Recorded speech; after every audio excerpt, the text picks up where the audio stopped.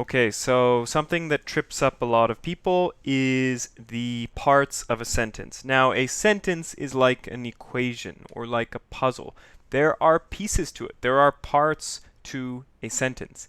And what we have to do is we have to define those parts and then figure out what they are so that we can identify those parts in a sentence. Now, I'm going to tell you subject, verb, object, SVO. Now, subject, you might think, oh, math is my subject. It's my favorite subject. We're not talking about that type of subject. When we're talking about parts of a sentence, it's totally different.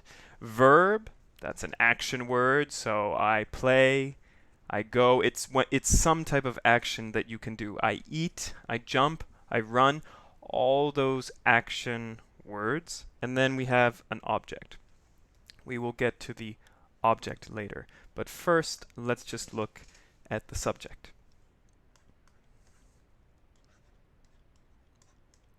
I have a sentence there.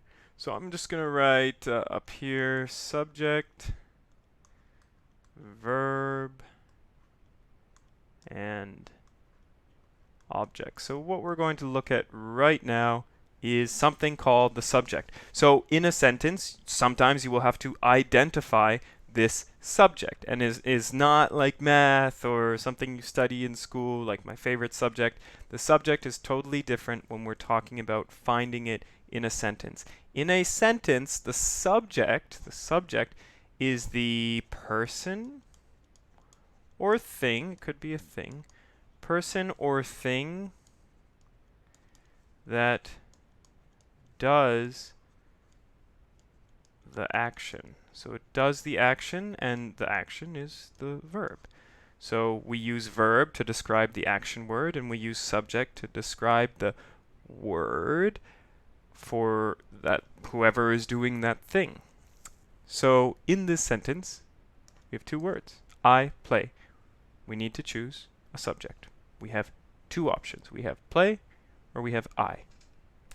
So the subject in the sentence is the person or the thing that does the action. In this sentence, what is the action? Is I the action?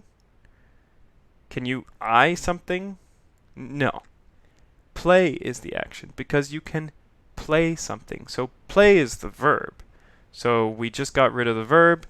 So now we know that I is the subject. And if you really want an easy way to figure out what the subject is in the sentence, you can ask yourself who. Who is doing this thing? You could ask yourself who is playing, who is eating, and it's usually at the beginning of the sentence. So I play. So I is the subject. It could be a pronoun like he or she. So he eats.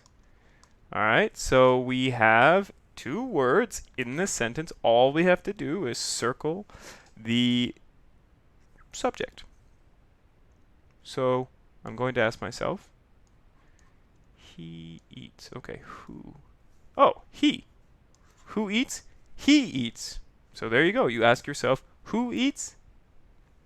He eats. So he is the subject. Okay, so going back, that is the subject.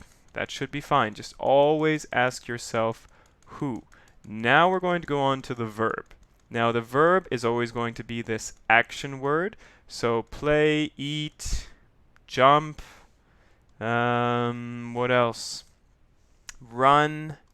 There's so many verbs in the English language. So that's pretty easy. Now I'll give you one that is a little tough. Has. Has is actually a verb. So he has a bike. In that sentence, let's just write it out. He has a bike. And I don't like to talk about this too much. I just like to say memorize has. Remember that it's a verb. And what is the basic form of that verb? The original form, it's have. So that verb is the have verb. I have, you have, he has, she has, they have. That is the original form. So he has a bike. Okay, that is the verb. Another weird verb that you should just memorize, so we have has and have, all those. We have the be verb. So we have the have verb. I'll just put those over here.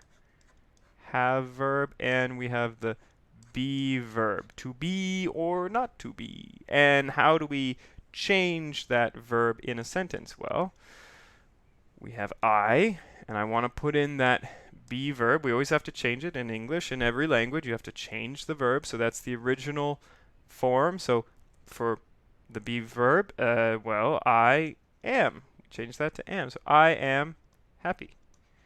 Okay, so in that sentence, the verb is am. So I have three choices. Am. Am is the verb. So always remember the be and the have. Those ones are a bit strange. Just memorize those, be and have. I am, she is, they are. If you ever see are or is or am, it's probably going to be your verb in that sentence. Now, those are the verbs. Going back to the subject in this sentence, I am happy. Who? Who is happy? Well, I am happy. So the subject is I.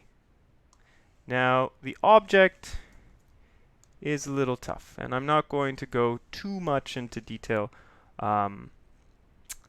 with the object in this video. I'll just briefly go through it. So here we go. I play a song. Okay, so we know I play. We know I play is going to be subject is I, play is the verb. Now if I said tell me the object, well, by process of elimination, you already have your subject and verb. You know the object is going to be song. So a song. You could say a song would be the object. Now what I like to do is I like to ask myself, what? So we have who, what are they doing, and what is it? What is it that they are doing? So what's the action, and what is it that they are doing? So the object, you always ask yourself, what? I play a song. Okay? Ask the question. What do you play?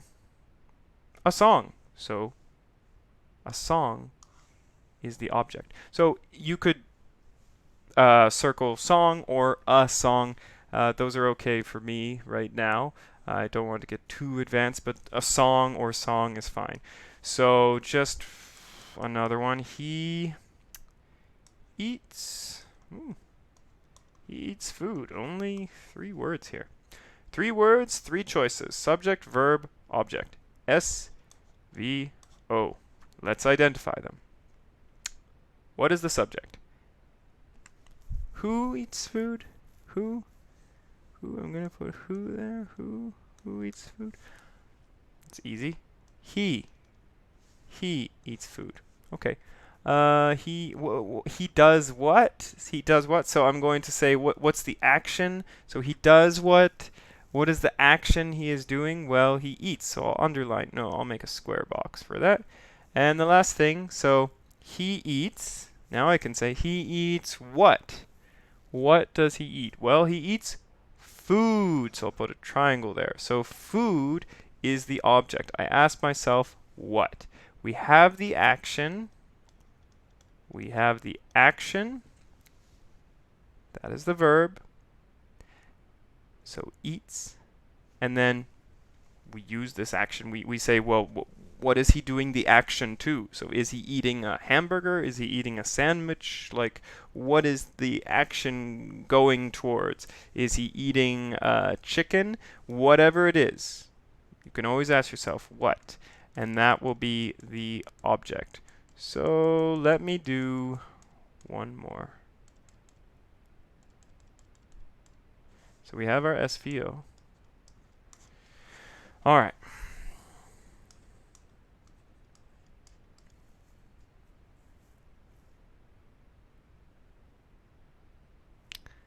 They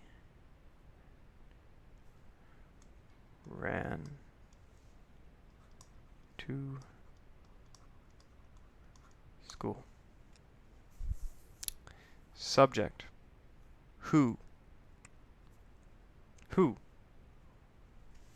Who? In this sentence, who is doing this action? Okay. They, so you circle they. Verb. Well, what action are they doing? Are they eating to school? No. Are they biking to school? No. Are they walking to school? No. They ran to school. So in this sentence, ran is the verb. And so they ran to school. And I can ask myself, what? What? Now this one's a little different because it's a place, it's a location. So I could say, what did they do? Well, they ran to school. So they is the subject, ran is the verb. Where did they go? So this is a extra little bit here. It's a bit more advanced.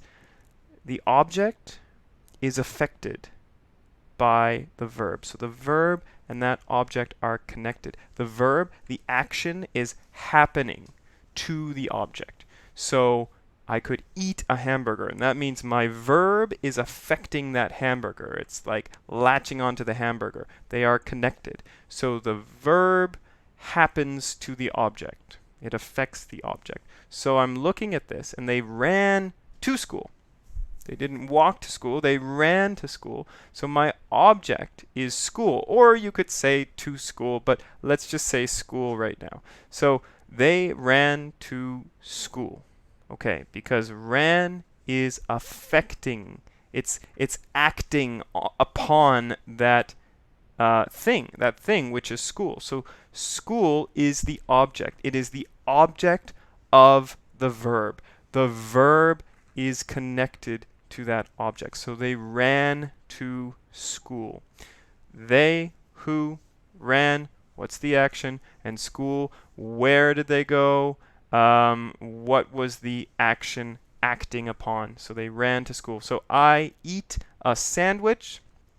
Eat is affecting the sandwich because I'm eating it. I'm changing that sandwich because all of a sudden I'm eating it. It's going to be gone. So there we go. So the object is affected by that verb. Those are important things to remember. So basically what you will usually see is the subject first in a normal sentence, and then the verb, and then that verb will have to act upon some object, and it will usually be that pattern.